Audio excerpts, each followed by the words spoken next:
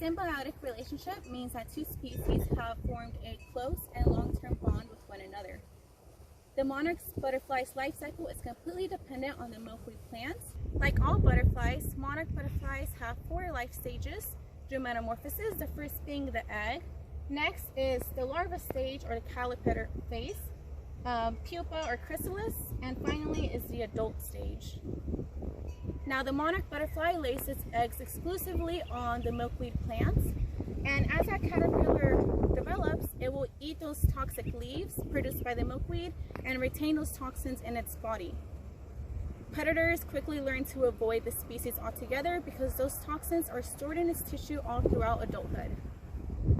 Once the caterpillar reaches about 2 inches long, it is then ready to transform itself into the chrysalis stage, and after just about 2 weeks, it then turns into the adult butterfly stage.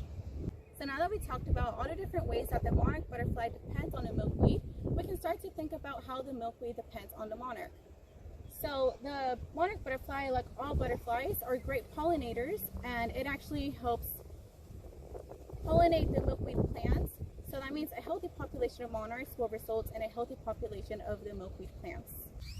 So here we are in our milkweed beds where we have several milkweed plants, and I just going to show you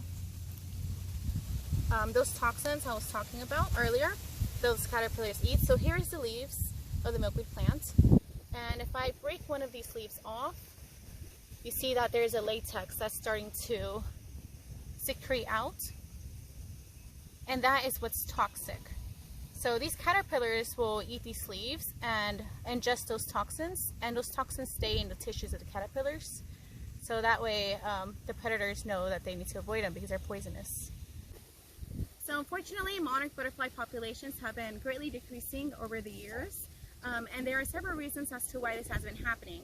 Firstly, there has been prolonged droughts that is a cause of climate change, and this has resulted in the milkweed plants to be smaller and also less dense, so it's not able to support the life of the monarchs as well as it used to.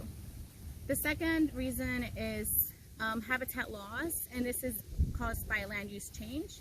And lastly, of course, the use of pesticide is also affecting the monarch butterflies. The good news though is that there are a few things that we can do to help. Each and every one of us are able to make a change in this. First thing that we can do is plant native milkweed plants in our gardens. This will help attract butterflies, and it will also provide them with their resources. The next thing that we can do is refrain from or completely stop the use of pesticides in our gardens. So come by the Nature Center to see these beautiful species for yourself.